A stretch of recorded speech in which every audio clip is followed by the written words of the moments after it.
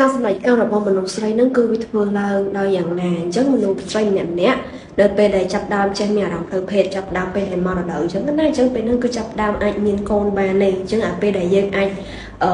ovulate បានណាមានន័យថាអាចធ្លាក់ពងនៅក្នុងទ្វារមាសរបស់យើងបានណានៅក្នុងស្បូនរបស់យើងហ្នឹងណា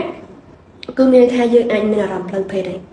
អញ្ចឹងដល់ពេលដែលយើងមានអារម្មណ៍ផ្លូវភេទហ្នឹងវាគឺជាអារម្មណ៍តានតឹងមួយ